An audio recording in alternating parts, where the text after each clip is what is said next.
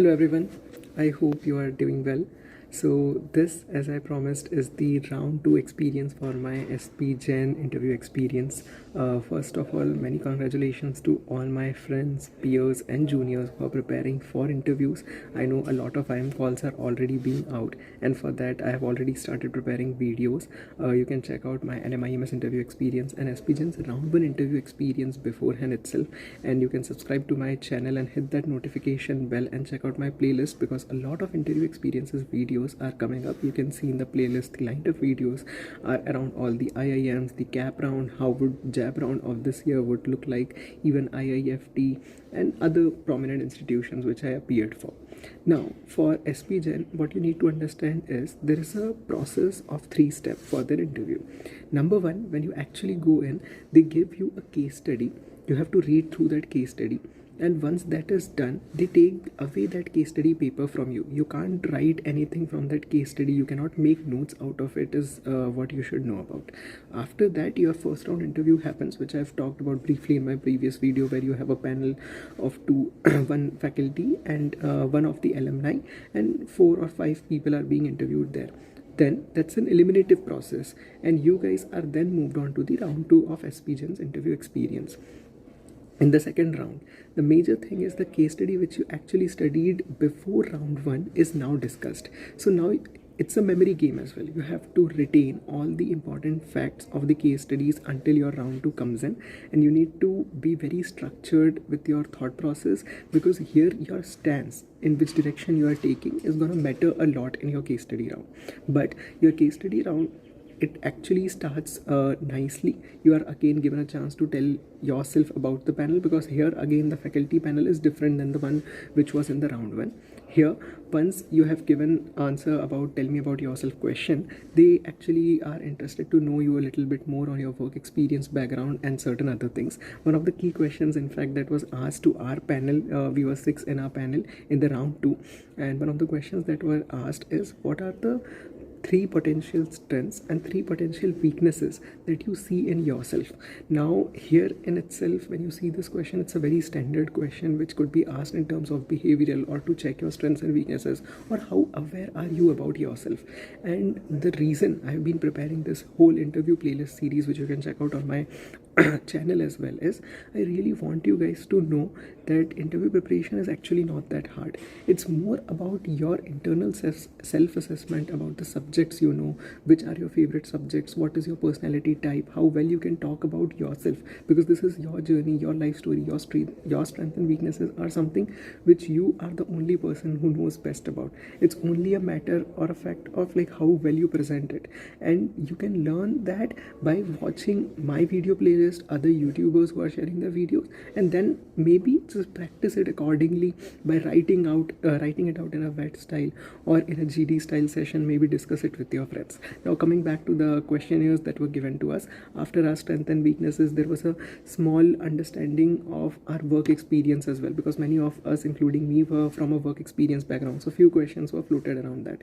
Now then the focus shifted on to the Trump's tariff, which was a very crucial thing which was going on in the last year when it started. Trump was imposing tariffs left and right on different nations. So one of the key questions that was asked to us was, let's say each one of us, if we were the finance minister representing India, what would be our stance? How would we take this decision of Trump? Or if we would be the advisor to the finance minister, what would be our protocols? Or if we were with the advisor to the external affairs minister, what would our stance be? So what these B schools actually wants to know is not just the surface level knowledge or understanding of what's going on around the world in terms of general knowledge or politics.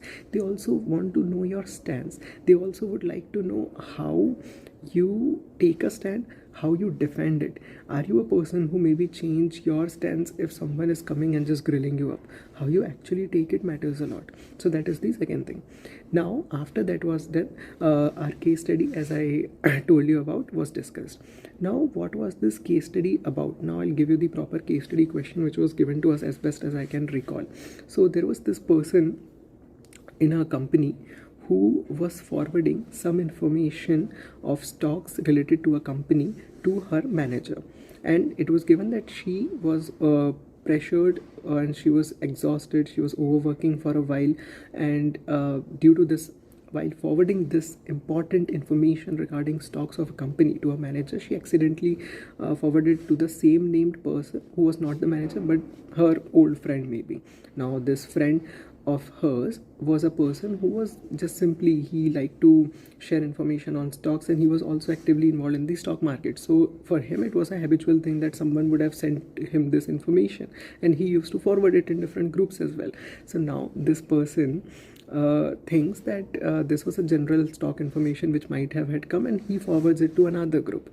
Now this, what this led to is, many people got to know about certain information of a company which became a insider information, and many people gained out of it in the subsequent days by investing in that company's stock, and they knew that this company is going to do well because of certain kind of deals that are coming in. Now this led to a butterfly effect, where one forwarding of message accidentally led to a major profit for a lot of people. But then eventually backtracking didn't happen.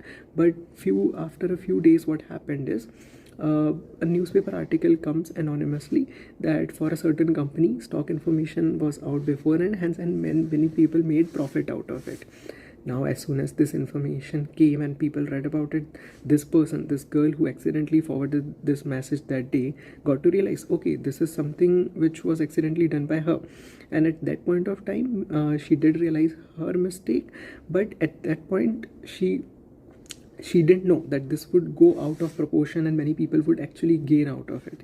So now what happens is, this girl is in a dilemma whether she should accept her mistake or not, whether she should go to the company and explain that how this happened, how this actually happened accidentally, and it was not her intention to publicly send the information of a client or a stock market information to some other person. She was just simply forwarding it to her manager on WhatsApp. So the case was on a similar lines. We had to decide if this person should accept it or not.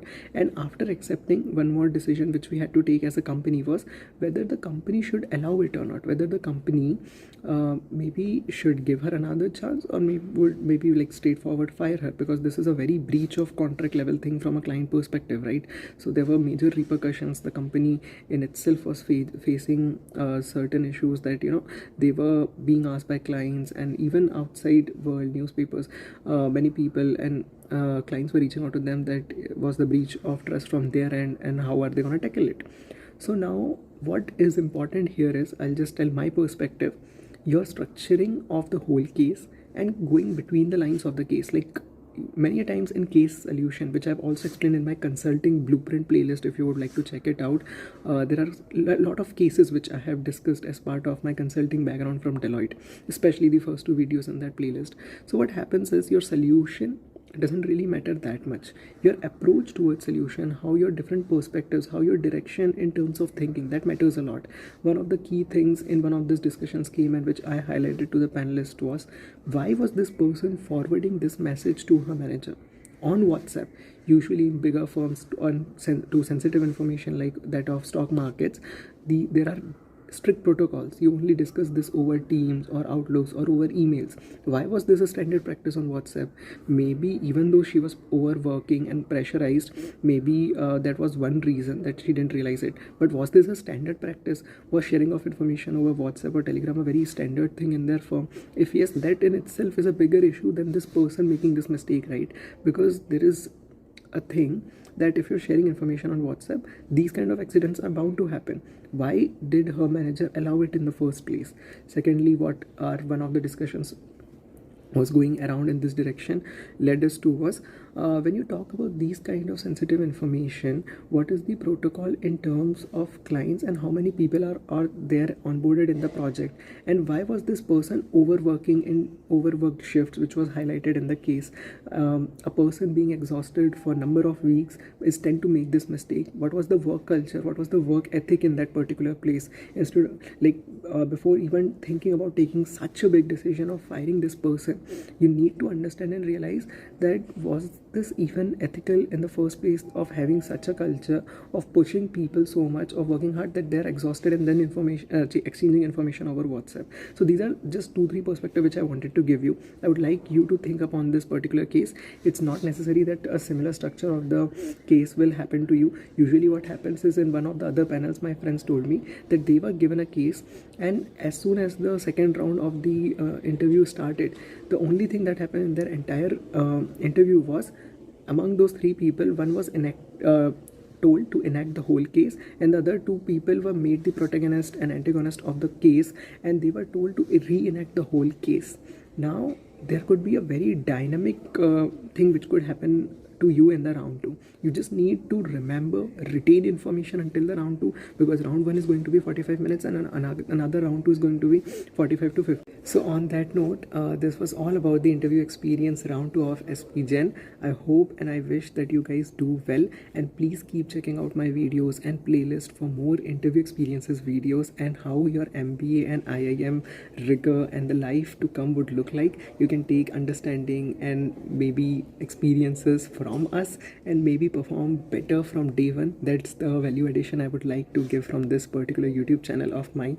I would really appreciate if you can hit the subscribe button and help me reach 2000 subscribers in the next 2 months. That's my small target which I'm aiming at, and let's see how this YouTube journey takes me forward. Until then, please feel free to comment and let me know how you like my content.